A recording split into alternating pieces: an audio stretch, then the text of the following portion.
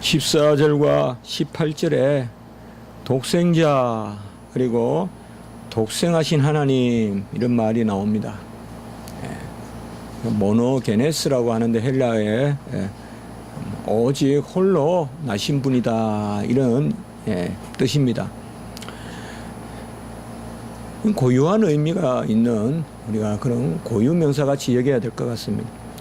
어느 집에 독자 그런 의미로 보는 것이 아니라 유일하신 예수 그리스도 바로 성자 하나님을 우리가 이렇게 일컫는 것입니다. 이것을 그냥 여자적으로 문자적으로 해석해서 성자 하나님은 성부에게서 마치 생리적으로 물리적으로 나신 것 같이 그렇게 이해하는 사람들이 있어서 혹은 곡해하고 혹은 이 말을 성경에서 빼버리자 이렇게까지 이야기하는 사람들이 있는데 이것은 지극히 그릇된 것입니다. 우리가 신앙생활할 때 가장 중요한 것은 성경은 인간의 어떤 합작품이 아니라 하나님이 영감된 말씀으로 절대적으로 던져주신 것입니다. 먹여주시고 그렇기 때문에 기록에만 영감이 있는 것이 아니라 말씀 자체에 영감이 있습니다. 그 구술의 영감이라고 하는데 하나님이 불러주신 것입니다. 물론 기계적으로 기록하지는 않았지만은 성경 저자들의 어떤 유기적인 감화에 따라 유기적으로 기록했지만은 진리는 하나님이 친히 불러주신 거예요. 가라사대.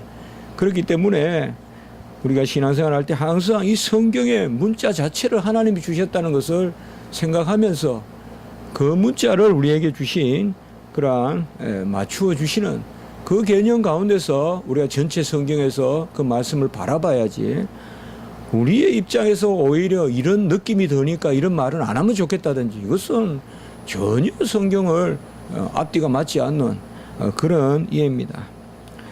여하 경우든 독생하신 하나님은 성육신 하신 하나님을 뜻한다기보다는 영원전에 계신 하나님, 제2위 하나님, 그 독생하신 하나님이 성육신 하셨죠. 그래서 독생하신 하나님은 오늘 18절에 보면 아버지 품속에 있다. 사실 아버지 품이 어디 있어요? 이런 것도 다 표현이란 말이에요. 하나님이 주신 아버지 품속에 여기 보면 에스토 크로폰이라고 하는데 헬라어로 품속에 깊이 잠겨 있다 이 말이에요. 에이스란 말은 인투란 뜻이거든요. 깊이 잠겨 있다. 아버지 품속에 푹 잠겨 있는 독생하신 하나님, 제2위 하나님이 나타나셨다. 나타나셨다는 것이 바로 우리는 성육신 하심. 그래서 성육신 하심, 오심, 나타나심. 그래서 또 이 말도 또 나타나셨단 말 쓰지 말자 또 그래요. 제가 왜 이런 말 하는가 하면 성경 보존학회라고 말을 붙여놓고는 성경의 내용이 우리에게 오해가 되는 건 다 걷어내자 그러면 그 무슨 성경 보존학회야. 나타내셨느니라 이런 말이 또 가연설같이 들리니까 주님이 실제적으로 오신 것이 아니라 그저 나타났다는 것으로 들리니까 그렇게 번역하면 또 안 된다는 거예요. 이런 것들이 다 ABC도 모르고 신앙생활하는 그러면서 잘 믿는다고 생각하는 이렇게 비판할 수밖에 없어요. 가장 해악을 끼치는 교회에 바로 나타나셨느니라 이 말은 나셨느니라 이 말은 영원한 제2위 하나님 같이 합시다. 영원한 나심. 이걸 영원한 나심이라 그래요. Eternal Generation. 영원한 나심. 이 말은 제2위 하나님이 성자 하나님 성부로부터 나시고 우리가 니케아 신경이나 또 우리 칼케톤이나 또 웨스트민스터 신앙 고백서나 다 고백하잖아요.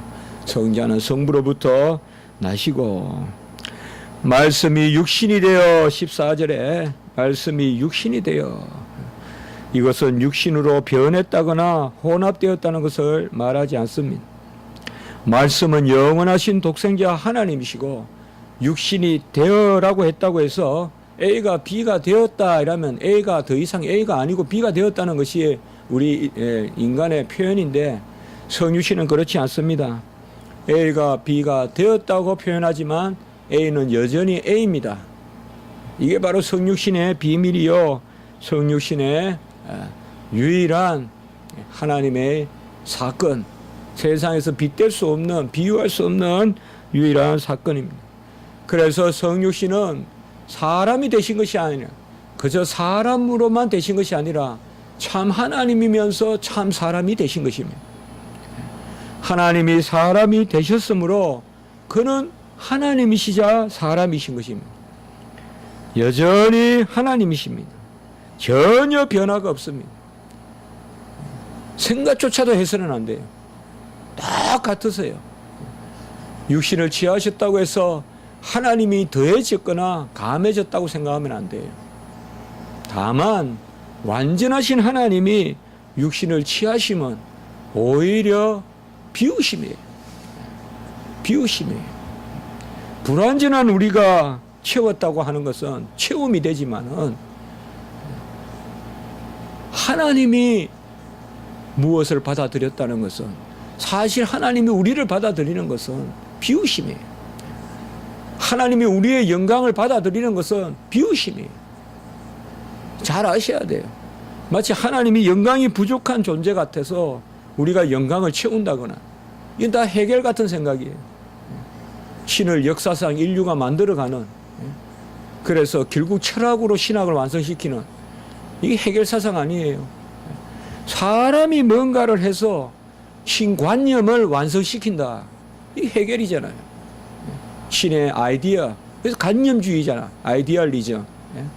뭔가 절대관념을 인간이 완성시키는 그러한 정반합의 변정법적 과정. 그게 역사다. 그게 바로 해겔의 변정법 아니에요. 그거 아니에요. 우리는 하나님을 완성시키는 존재가 아니에요. 마치 우리가 아니면 뭐 하나님의 일이 덜 일어나거나 우리가 아니면 하나님의 영광이 부족하거나 존귀와 감사가 부족하거나 그게 아니에요. 그러니 오늘 말씀에도 16절에 충만한 데서 받으니 은혜 위에 은혜로라. 은혜 위에 은혜로라. 다 은혜예요. 그래야 풀려요. 말씀이. 어디까지는 은혜고 계속 은혜로 시작했다가 은혜가 차면 공로가 되는데 그게 아니에요, 여러분들. 우리가 마치 은혜로 하나님의 백성이 되었다가 이제 내가 그런 자격을 갖추어 주를 위해 섬기면 뭔가 나로부터 이제 일이 시작되고 공로가 있고 그거 아니라 이 말이에요. 은혜 위에 은혜로라. 다 충만한 가운데서 우리에게 주시고 다 주님께서 이루신 가운데서 완전하신 가운데서 우리에게 주십니다. 완전함. 저는 이 영광을 어떻게 설명하느냐. 가장 어려운 거예요. 영광이 뭐냐. 영광은 하나님의 어떠하심 전체를 뜻할 수가 있죠. 혹은 하나님의 어떠하심에 대한 어떤 고귀함이라고 할까요? 참 이해하기 어려워요. 그러나 곰곰이 생각해 보면 하나님의 영광은 완전함을 뜻해요. 그래서 사실상 영광은 더 채워질 수 없는 것을 영광이라 하는 거예요. 그런데 우리는 영광을 올리죠. 이게 우리의 큰 은혜라 이 말이에요.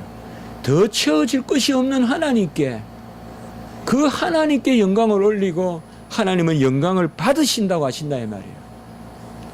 이것은 달리 표현하면 한 가지밖에 없어요. 사실상 실체적으로는 우리가 그 영광에 동참하는 거예요.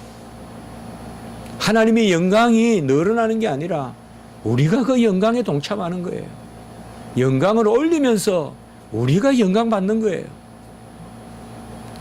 이게 바로 하나님께 영광을 올리는. 그래서 그 영광을 보니 은혜와 진리가 충만하더라라고 이렇게 말씀합니다. 오늘 우리가 찬송 마지막 후반부에는 은혜와 진리 대신주 찬송도 드렸지만은 은혜와 진리가 충만하시다. 또 은혜가 풍성한 하나님은 또 그 찬송도 드렸죠.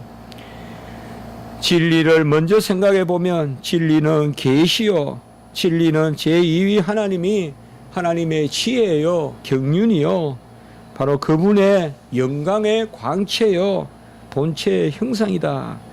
진리는 아버지를 드러내시는 아들, 혹은 삼위일체 하나님의 자기 계시, 그것이 바로 진리입니다.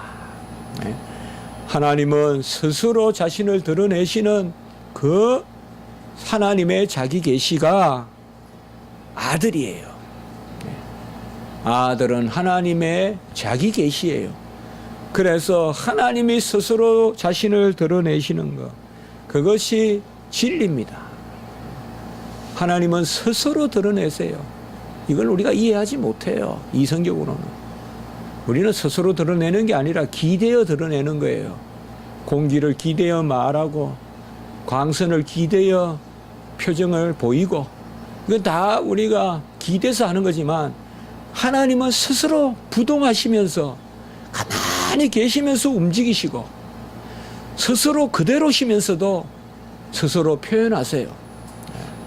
이게 하나님의 자기 계시고 하나님의 역사예요. 하나님은 삼위일체 하나님은 언제나 함께 일하세요. 가만히 계시면서도 일하세요. 존재가 먼저 있고 일이 따라오는 게 아니에요. 같이 합니다. 종재적, 경륜적, 삼위일체. 이 경륜은 일을 뜻하는 거예요. 하나님은 그 존재가 일이시고 일이 존재시고 스스로 계시고 드러내심이고 그 드러내심이 바로 진리다. 이 진리가 하나님의 영광을 드러내는데, 완전함을 드러내는데, 이 완전한 진리 가운데서 하나님은 우리에게 은혜를 베푸신다. 그래서 은혜와 진리가 충만하다. 진리는 곧 은혜다, 이 말이죠. 하나님의 진리는 은혜다. 이걸 꼭 붙들어야 돼요, 우리가요. 말씀은 은혜다. 복음은 은혜다. 율법은 은혜다. 하나님의 말씀은 다 은혜예요. 어느 말씀도 우리를 저주하기 위하여 있는 말씀이 아니에요. 죄를 깨닫게 해서 돌이키려고 있는 말씀이지 그저 죄로 몰아치려고 그런 말씀 아니에요. 같이 합니다. 진리는 은혜와 함께 있다. 같이 합니다. 은혜의 진리, 진리의 은혜. 바로 주님께서는 우리가 이걸 알아야 돼요. 어떤 말씀이든 은혜와 진리가 충만해요. 은혜가 없는 진리 없어요. 순서상으로 보면 진리가 있고 은혜가 있지만 믿음으로 또 신학적으로 또 하나님의 역사로 보면 은혜가 앞서야 진리를 깨닫죠. 그러니 여기에 은혜를 먼저 쓰신 거예요. 은혜가 없으면 우린 진리를 인식할 수 없기 때문에.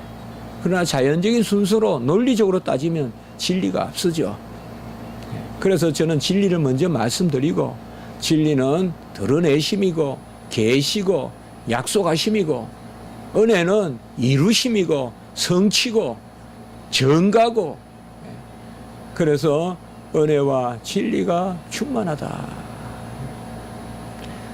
언제든 우리가 죽을 때까지라도 어떤 갱도에 갇혀 있더라도 어떤 병상에 누워 있더라도 진리가 내 안에 역사할 때 은혜가 있기 때문에 우리는 끝까지 하나님의 말씀을 경청해야 되고 힘써 여호와를 알기를 추구해야 돼요.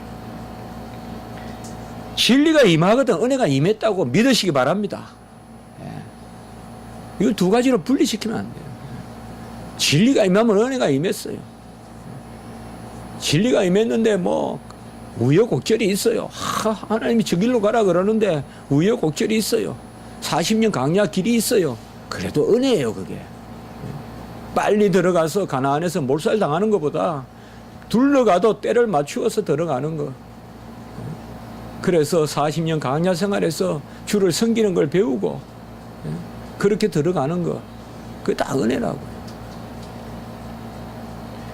세례 요한은 독생자의 영광이 영원하다. 그래서 내 뒤에 오시는 이가 나보다 앞선 것은 나보다 먼저 계심이라. 계속되는 이 세례 요한의 말을 통하여서 우리는 정말 여자에게서 난 자 중에 최고 큰 선지자라고 우리 주님이 일컬어 주신 세례 요한이 왜 큰 선지자인가 알 수가 있어요. 뭐 그가 풍채가 커서 모양이 아름다워서 허무할 만해서 아니에요. 또 예수님을 직접 증거해서 그것도 우리가 그렇다 할 수는 있어요. 그러나 말씀을 통하여서 보면 정확한 진리를 전했어요. 1장 9절에 보면 참빛 세상에 와서 각 사람에게 비추는 빛이 있으니 그가 참빛이라고 그랬죠. 참빛이라고 그랬고 나는 빛이 아니요 빛에 대하여 증언하러 왔다. 7절에 이야기했죠. 이게 정확하게 자기의 이치를 알고 있는 거예요. 15절에도 보면 이보다 더 멋있는 고백이 어디 있어요. 내 뒤에 오시는 이가 나보다 앞선 것은 나보다 먼저 계심이라. 여기 내 뒤에 오신 이는 이걸 우리가 성경교리 정에서 배움받으러 하면 내 뒤에 오시는 이는 이거는 인성에 따라서는 내 뒤에 오신 그분이 신성에 따라서는 나보다 앞섰다 이 말이에요. 그래서 내 뒤에 오셨다는 말도 맞고 나보다 앞섰다는 말도 맞단 말이에요. 이게 모순이 아니란 말이에요. 말장난이 아니란 말이에요. 비밀이란 말이에요. 동일하신 예수 그리스도가 세례 요한보다 늦게 오셨다고 해도 되고 먼저 계셨다고 해도 되고 다 돼요. 다만 인성에 따라서는 늦게 나셨고 신성에 따라서는 먼저 계시다. 그래서 우리가 성경을 위 신인 양성의 연합 가운데 그 교리를 잘 새기고 봐야 성경이 보인다 이 말이에요. 아니면 그저 그냥 수사학적 표현 갖고 은유 갖고 그저 말장난 갖고 어떨 때는 아니에요. 진리예요 이게 그냥.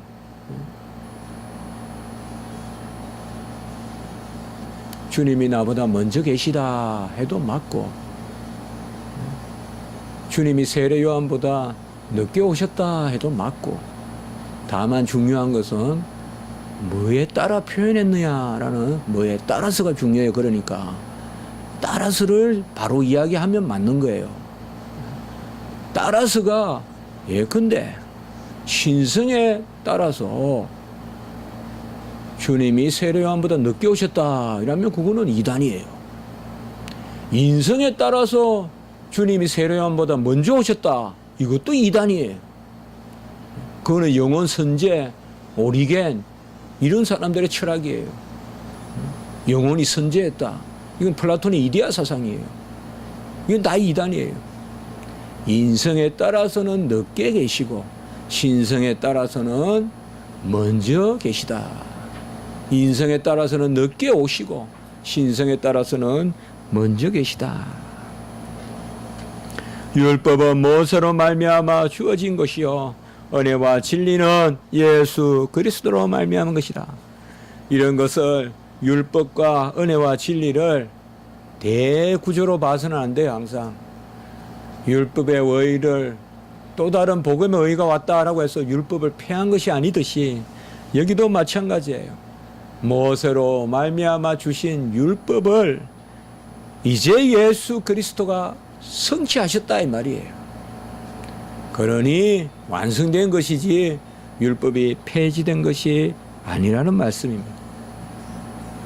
모든 법을 다 이루셨어요. 그게 바로 독생자의 영광이에요. 아들은 이 땅에 오셔서 아버지의 뜻을 다 이루시고 그리고 그 진리를 은혜 가운데 우리에게 부여하십니다. 어떻게 보면 가장 우리가 초급할 때 가장 우리가 참 낭망될 때 정말 내가 뭐가 있겠느냐 싶을 때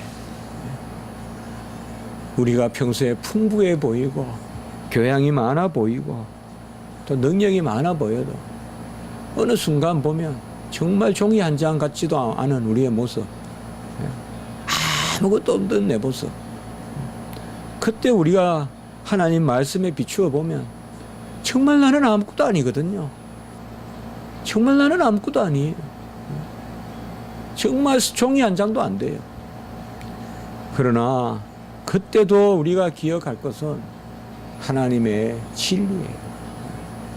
원컨대 하나님께 우리가 구할 것은 그 진리로 우리에게 임하시고 그 진리를 우리에게 깨닫게 하시고 그때 우리가 진리를 멀리하지 말게 하시고 그 진리의 은혜를 바라보고 주님께 의지하고 나가도록 끊임없이 우리에게 엄습하는 비진리 그리고 우리의 습관 우리의 쓴뿌리 그것이 왜 없겠어요 우리에게.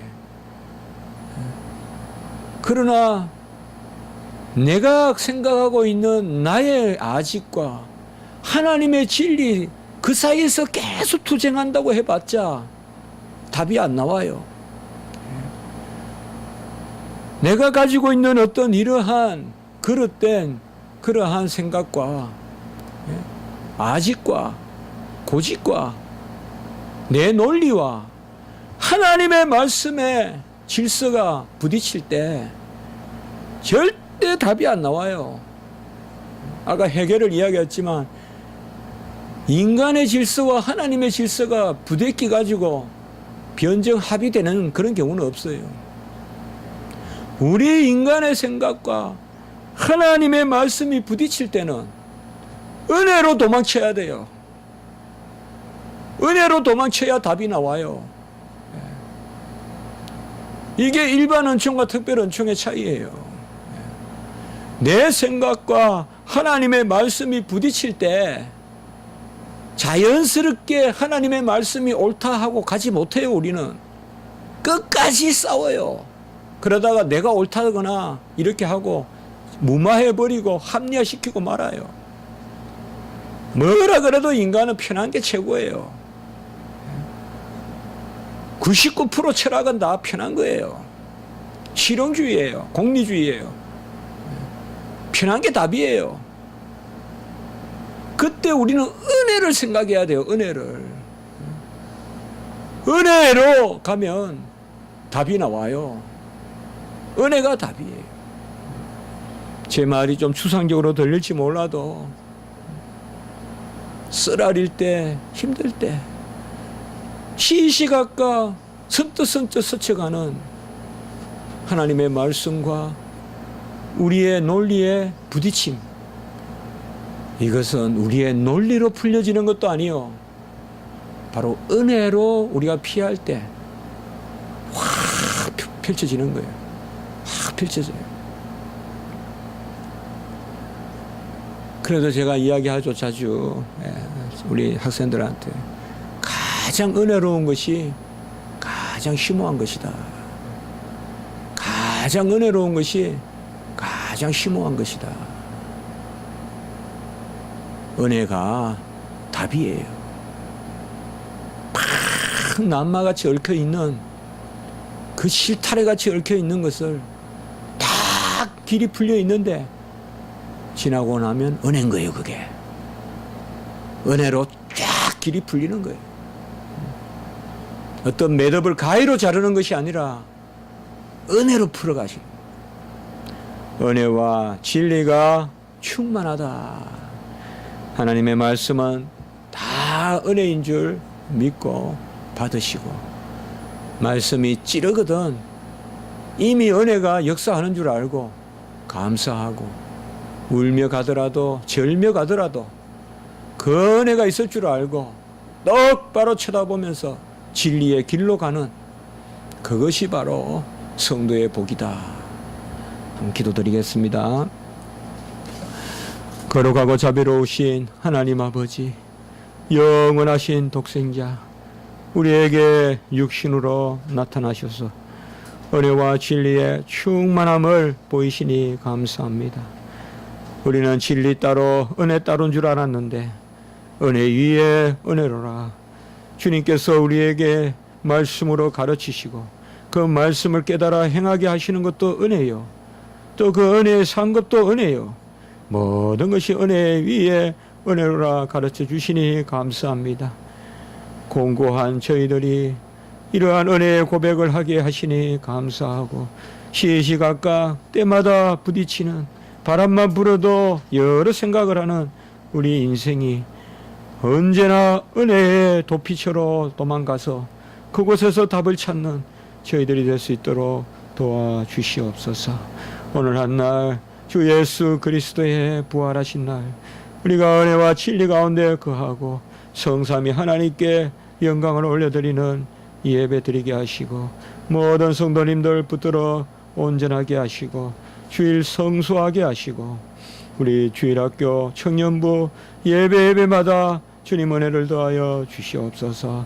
성경교리 정의 아카데미를 하나님 은혜 가운데 잘 마치게 하신 것을 감사합니다. 주님 이 일로 영광 받으시옵고 주님의 은혜와 진리의 도구가 될 수 있도록 역사하여 주시옵소서. 세계적으로 여러 아버지의 일들이 많이 일어나고 있습니다. 특별히 비행기 추락한 그 아버지여 또한 영혼들도 주님 위로하시고 아버지여 러시아와 미국이 정면 대치하고 러시아는 중국과 그의 불가침 조약을 맺고 있고 일본은 전쟁할 수 있게 되어 있고 미국과 일본이 동맹하고 있고 지금 이러한 상황입니다. 아무도 말하지 않습니다. 그러나 우리는 이 일을 아버지여 바라봅니다. 그 가운데 남북한이 대치해 있습니다. 하나님 아버지 이 땅에 우리에게 기도의 영을 허락하여 주시고 우리가 이때에 기도하게 도와주시옵소서.